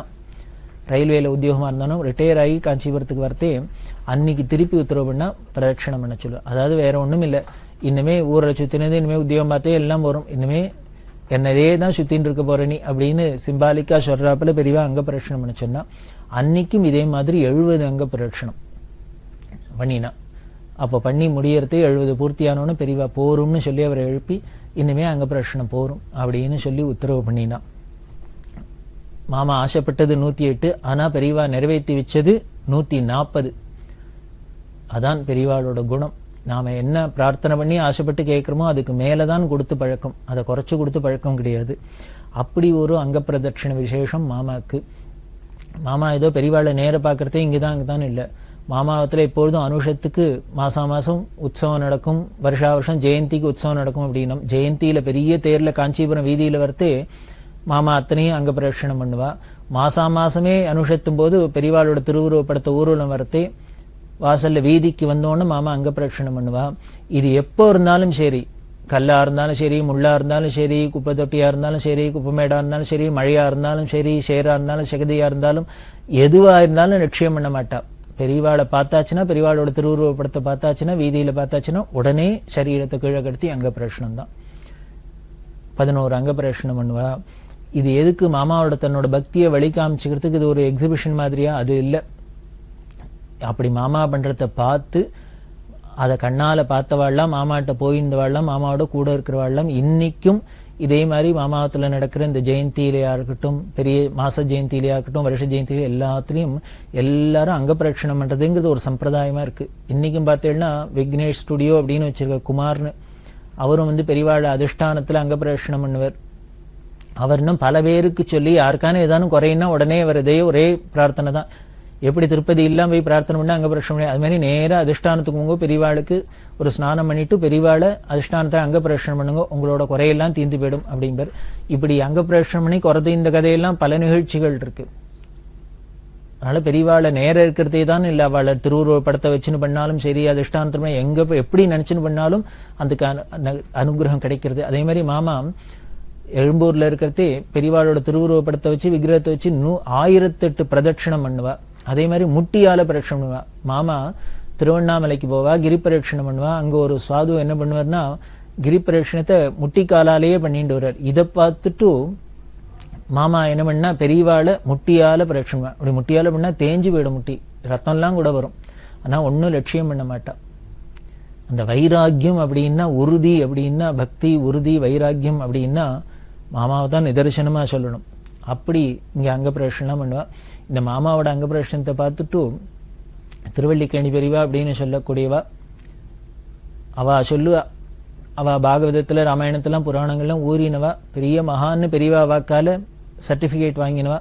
இந்த திருவல்லிக்கேணி பெரியவா சொல்லுவா, பிரதோஷ மாமாவோட அந்த அங்க பிரதட்சணம் எல்லாம் பார்த்துட்டு பொதுவாவே அப்பா அம்மாவை பிரதட்சிணம் பண்றதே பண்ணினாலே உலகத்தை பிரதட்சிணம் பண்றதுக்கு சமமா சாஸ்திரங்கள் சொல்றது.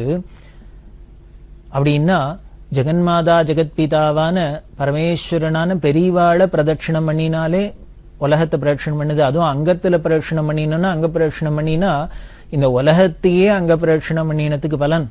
பெரியவாளை நாம அங்க பிரதட்சிணம் பண்ணினா அப்படின்னு சொல்லி இதை ரொம்ப விசேஷிச்சு சொல்லி, இது மாமாக்கு ஸ்பெஷலா தோணி பண்ணிட்டு இருக்கா, அது ரொம்ப விசேஷம் அப்படின்னு திருவல்லிக்கேணி பெரியவா சொல்லுவா.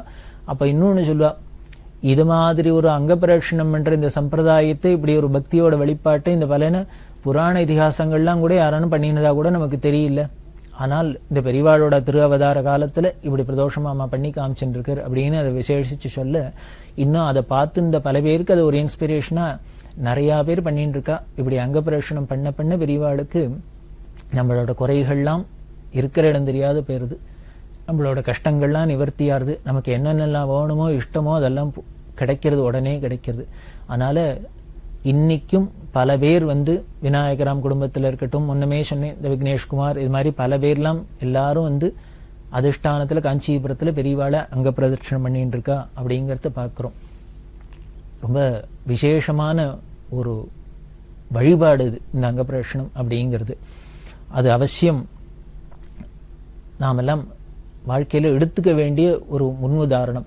அதுக்காக தான் மாமா பண்ணி காமிச்சாலே வழிய இன்னுமே தன்னோட பக்தி இப்படி இல்லாம தான் வெளியில பண்ணி காமிச்சுக்கணுங்கிறதுக்காக பண்ணல, இப்படி எல்லாம் கூட பண்ணலாம். அதாவது மாமாவோட பிறவி நோக்கம் என்ன, அவதார நோக்கம் என்ன அப்படின்னு நமக்கு ரகசியம் என்ன தெரியுது அப்படின்னா, பெரியவாங்கிற பேர் பெற்ற பெரும் தெய்வத்தை அவதாரத்தை எப்படி எல்லாம் நாம உபாசிக்கணும், எப்படி எல்லாம் கொண்டாடணும், எப்படி எல்லாம் அந்த அனுகிரகத்தை அடையணும் அப்படிங்கிறதுக்கு ஒரு வழிகாட்டி மாதிரி தான் இருந்திருக்கா பெரியவா மாமா. அப்படி அங்க பிரதட்சணம் அப்படிங்கிறது ரொம்ப விசேஷமான ஒன்றும். அதைத்தான் இந்த போகலும் பண்ணினர் அப்படின்னு சொல்றோம். நாம பார்க்கிறோமே புராண இதிகாசங்கள்லாம் பிரதட்சிணம் பண்ணி நமஸ்காரம் பண்றதே பெரிய விசேஷமா சொல்லப்பட்டிருக்கு அப்படின்லாம் சொல்றோம். அதை இந்த அங்க பிரதட்சிணத்தை அப்படி விசேஷமா பிரதோஷ மாமா பண்ணியிருந்தா. இந்த மாமாவோட பக்தியில இன்னும் பல விஷயங்களை சொல்லலாம். விடிகாரத்தால ராத்திரி காஞ்சிபுரம் ரிட்டையர் ஆனதுக்கு அப்புறம் காஞ்சிபுரத்துல இருந்தா அப்படின்னும், காஞ்சிபுரத்தில் கலெக்டர் ஆஃபீஸ் கிட்ட வீடு, மடத்துக்கும் இந்த கலெக்டர் ஆஃபீஸும் கிட்டத்தட்ட 6-7 கிலோமீட்டர் இருக்கும். ராத்திரி 2 மணிக்கு பெரிய மாமா ஏந்துண்டு ஸ்நானத்தை பண்ணிவிட்டு தரிசனத்துக்கு வந்துருவா. அநேகமா 3 மணி 3:30 மணிக்கெல்லாம் பெரியவா விஸ்வரூப தரிசனம் கொடுக்க ஆரம்பிச்சிருவா. அதை தரிசனம் பண்றதுக்காக 1:30 மணி 2 மணிக்கெல்லாம் கிளம்பி மாமா வருவா. ஊரே அடங்கி இருக்கும், ஒத்துருக்கு, அது ரோடு மக்கள் நாய் இருக்கும், அப்படி இருக்கும். ஆனா எதையும் லட்சியம் பண்ண மாட்டா. மாமா தன்னந்தனியா வருவா. தனியா வரவான்னு சொல்லக்கூடாது, ஏன்னா கூட துணைக்கு என்ன பண்ணுவான்னு தேவாரம், ரமண மகர்ஷியோட அக்ஷரமண மாலை, இன்னும் திருவாச்சகம், இது மாதிரி பல ஸ்லோகங்கள்லாம் சொல்லிட்டு மாமா தேவாரம் எல்லாம் ரொம்ப உறக்க சொல்லிட்டு வருவா. இதை பெரியவா ரொம்ப ரசிச்சிருக்கா, இதுக்கு அனுகிரகம் பண்ணியிருக்கா. இவர் வந்துட்டே இருக்கார் அப்படின்னு ஸ்ரீகாரத்தில் ரொம்ப நாளா இவர் வந்துட்டு இருக்கார். ராத்திரி 1 மணிக்கு 2 மணிக்கு கிளம்பி இந்த தரிசனம் பண்றதுக்கு வர்றார் அப்படின்லாம் சொல்லி பெரியவா அனுகிரகம் பண்ணியிருக்கா. இன்னும் அது மாதிரி அதுல பல நிகழ்ச்சிகள்லாமும் நடந்திருக்கு. அப்படி இருக்கிறது, அதாவது பெரியவாளை அப்படி உபாசிக்கிறது அங்க பிரதட்சணம் வரதெல்லாம் ஒரு விசேஷம் அப்படின்னு சொன்னா அதைத்தான் இந்த போகலும் பண்ணினர் அப்படின்னு சொல்றோம். இப்படி யாரெல்லாம் என்னென்ன பக்தி பண்ணியிருக்கா, என்ன அனுகிரகம் அடைஞ்சிருக்காங்கிறது தொடர்ந்து நாம பார்க்கலாம். பெரியவா சரணம். இந்நிகழ்ச்சியின் அடுத்த பகுதி நாளை மாலை இதே நேரத்தில் ஒளிபரப்பாகும். பெரியவா சரணம். பெரியவா சரணம். அடுத்த நிகழ்ச்சி திருவாசக இன்னிசை. வழங்குபவர் ஸ்ரீ சத்குருநாத தேசிகர் அவர்கள். பெரியவா சரணம். திருச்சிற்றம்பலம். வாழாப்பத்து பாரொடு விண்ணாய் பரந்தயம் பரனே, பாரொடு விண்ணாய் பரந்தயம் பரனே, பற்று நான் மற்றிலேன் கண்டாய், சீரோடு பொலிவாய், சீரோடு பொலிவாய் சிவபுரத்து அரசே, சீரோடு பொலிவாய் சிவபுரத்து அரசே, திருப்பெரும் தூரை உரை சிவனே, யாரொடு நோகேன், யாரொடு நோகேன், ஆர்க்கெடுத்து உரைக்கேன் ஆண்ட நீ, அருளில்லையானால் ஆரொடு நோகே, ஆர்க்கெடுத்து உரைக்கேன் ஆண்ட நீ, அருளில்லையானால் வார்கடல் உலகில் வாழ்கிலேன் கண்டாய்,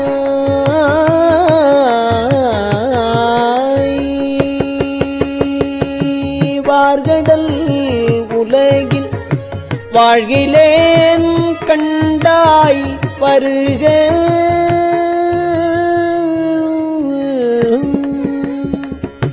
வார்கடல் உலகில் வாழ்கிலேன் கண்டாய், வருக என்று அருள் புரியாயே, வார்கடல் உலகில் வாழ்கிலேன் கண்டாய், வருக என்று அருள் புரியாயே.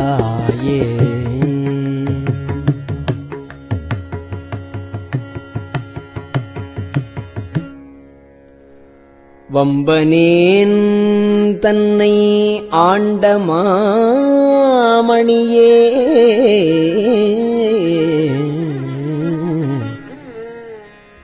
மற்று நான் பற்றிலேன் கண்டாய், உம்பரும் அறியா ஒருவனே இருவர்க்கு உணர்விறந்து உலகம் ஊடுருவும் செம்பெருமானே, சிவபுரத்தரசே, திருப்பெரும் துறையுரை சிவனே,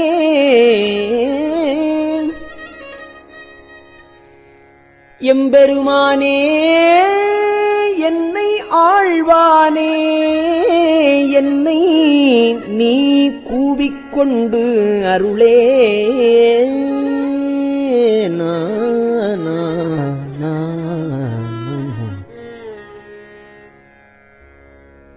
பாடிமால் புகழும் பாதமே அல்லால் பற்று நான் மற்றிலேன் கண்டாய். பாடி மால் புகழும் பாதமே அல்லால் பற்று நான் மற்றிலேன் கண்டாய். தேடி நீ ஆண்டாய் சிவபுரத்து அரசே தேடி நீ ஆண்டாய் சிவபுரத்து அரசே திருப்பெரும் தூரை ஊரை சிவனே ஊடுவது உன்னோடு உவப்பதும் உன்னை உணர்த்துவது உனக்கு எனக்கு உறுதி வாடினேன் இங்கு வாழ்கிலேன்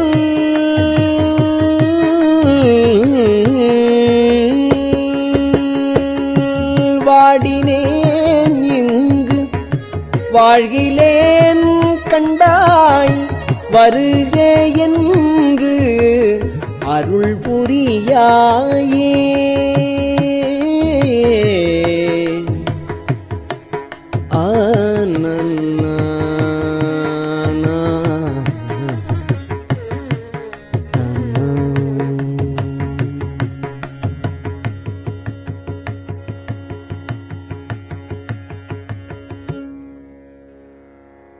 வல்லை வாழறக்கரு புறம் எரித்தானே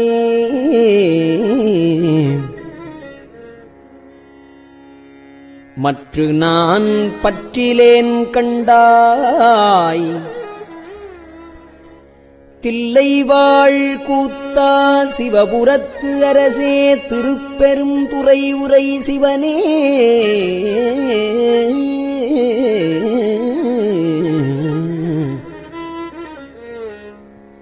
எல்லை மூவுலகும் உருவி அன்று இருவர் காணும் நாள் ஆதி ஈறு இன்மை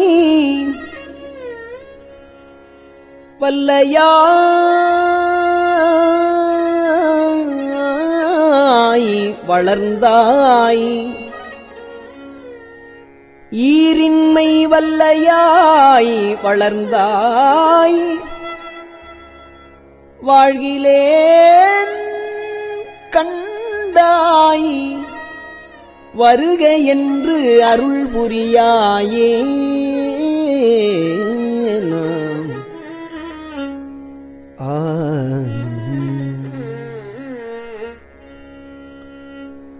பண்ணினேன் மொழியாள் பங்கனி அல்லால் பண்ணினேன் மொழியாள் பங்க நீ அல்லால் பற்று நான் மற்றிலேன் கண்டாய்.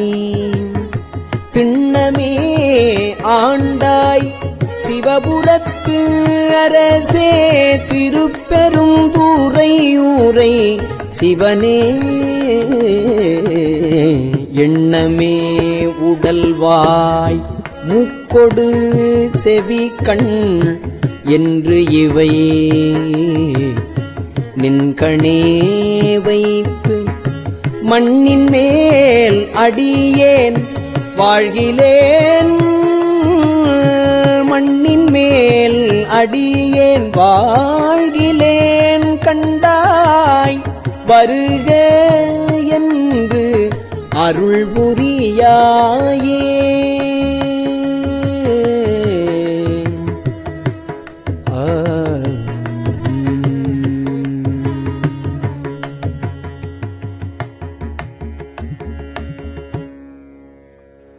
பஞ்சின் மெல்லடியாள் பங்க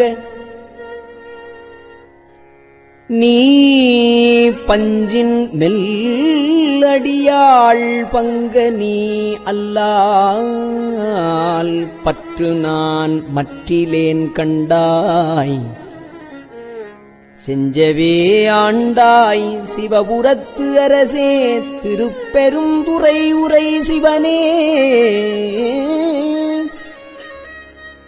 அஞ்சினேன் நாயேன் அஞ்சினேன் நாயேன் ஆண்டு நீ அளித்த அருளினை மருளினால் மறந்த வஞ்சனேன் நாயேன் நீ ஆண்டு அளித்த அருளினை மருளினால் மறந்த வஞ்சனேன் இங்கு வாழ்கிலேன் கண்டாய்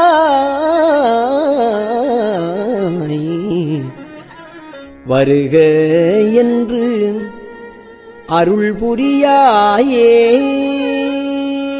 பருதிவாழ் ஒளியாய் பாதமே அல்லால் பருதிவாழ் ஒளியாய் பாதமே அல்லால் பற்று நான் மற்றிலேன் கண்டாய் திருவுயர் கோல சிவபுரத்து அரசே திருப்பெருந்துறை ஊரை சிவனே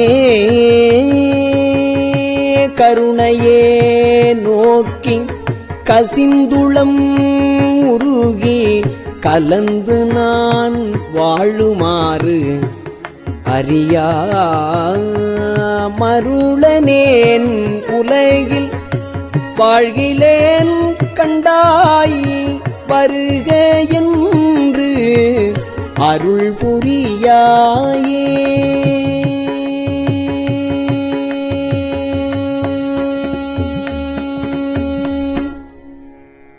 பந்தனை விரலாள்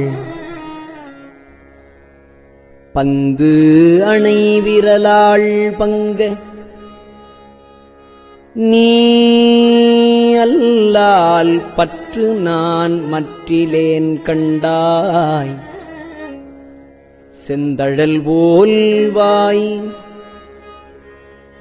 செந்தழல் போல்வாய் சிவபுரத்து அரசே திருப்பெருந்துறை உரை சிவனே அந்தம் இல் அமுதே அரும்பெரும் பொருளே ஆரமுதே அடியேனை வந்து உய்ய ஆண்டாய் வாழ்கிலேன் கண்டாய் வருக என்று வருக என்று அருள் புரியாயே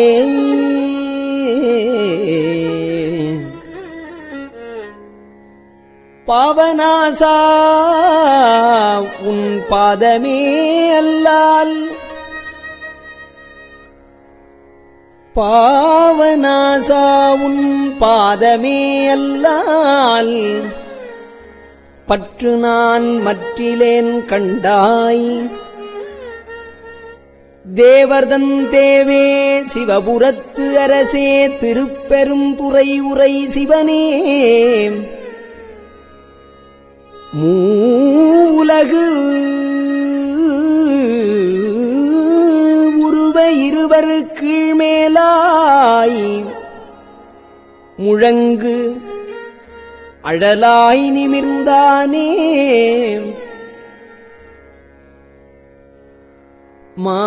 மாவுரியானே வாழ்கிலேன் கண்டாய் வருக என்று அருள் புரியாயே நான்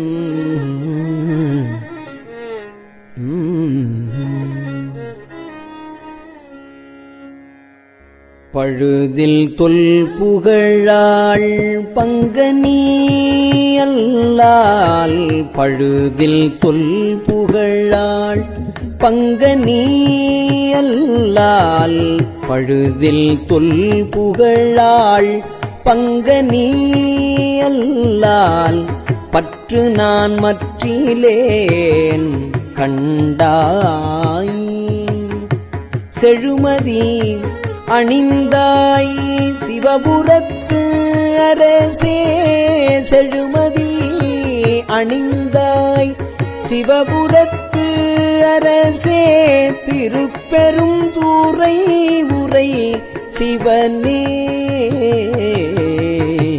தொழுவனோ பிறரை துதிப்பனோ எனக்கு ஓர் துணை என நினைவனோ சொல்லாய் தொழுவனோ பிறரை துதிப்பனோ எனக்கு ஓர் துணை என நினைவனோ சொல்லாய்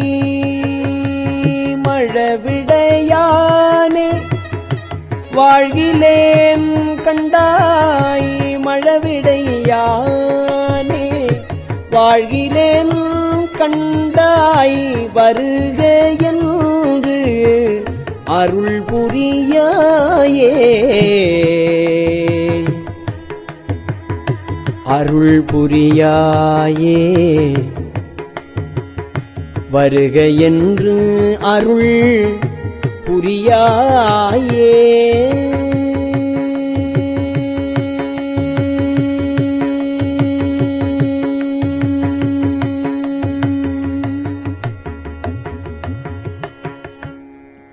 திருச்சிற்றம்பலம். பெரியவா சரணம். இந்நிகழ்ச்சியின் அடுத்த பகுதி நாளை மாலை இதே நேரத்தில் ஒளிபரப்பாகும். பெரியவா சரணம். பெரியவா சரணம். பெரியவா வானொலியின் இன்றைய நிகழ்ச்சிகளின் நிறைவாக திருப்பொன்னூசல் வழங்குபவர் சத்குருநாத தேசிகர் அவர்கள். பெரியவா சரணம். திருச்சிற்றம்பலம். திருப்பொன்னூசல். நஞ்சமர் கண்டத்தன் அண்டத்தவர் நாதன்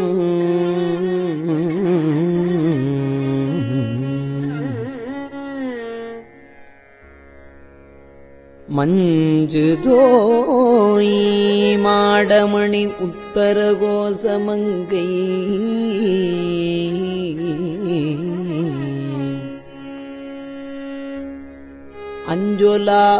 அஞ்சொலாள் தன்னொடும் கூடி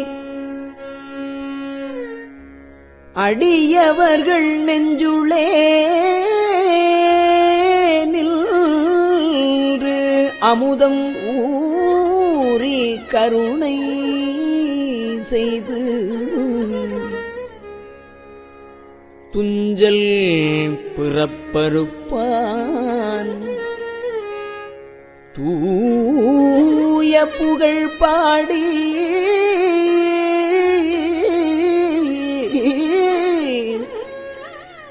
புஞ்சமார்வள் வளை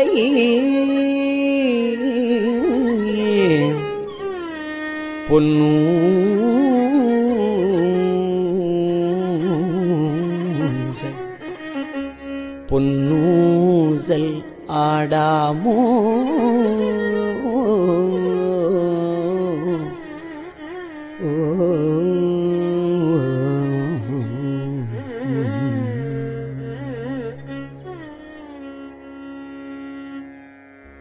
திருச்சிற்றம்பலம்.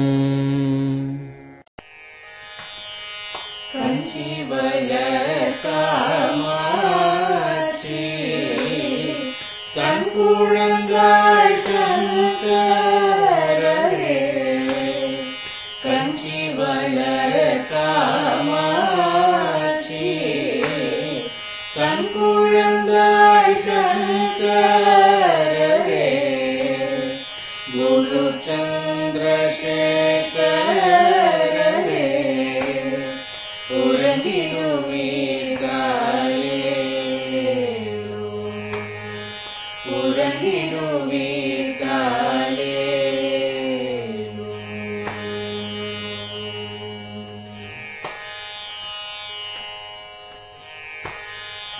ஆதிகுரு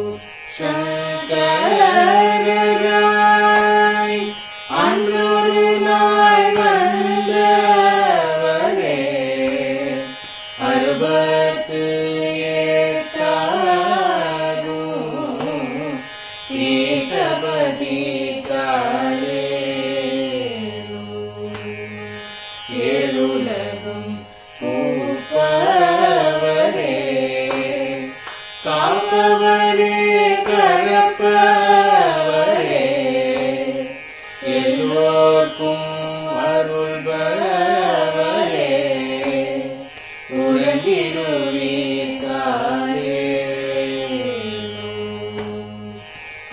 தேனுடனே மாலவனோ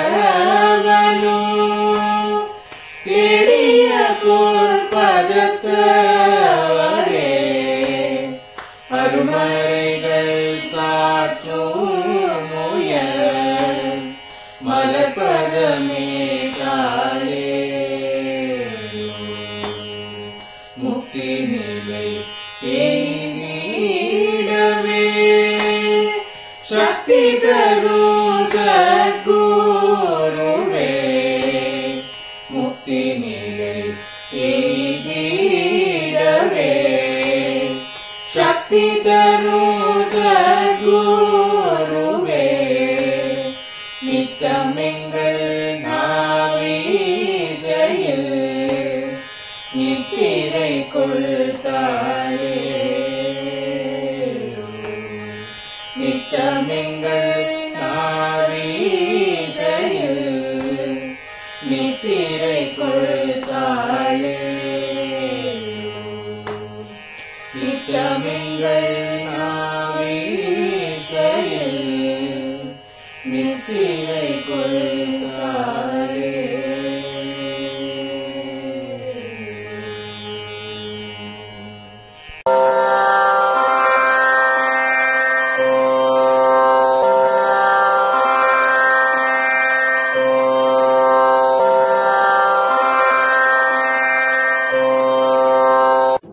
பெரியவா சரணம். பெரியவா வானொலியின் மாலை நிகழ்ச்சிகள் இத்துடன் நிறைவடைகின்றன. எமது அடுத்த ஒளிபரப்பு நாளை காலை இந்திய நேரப்படி 6 மணிக்கு துவங்கும். பெரியவா சரணம்.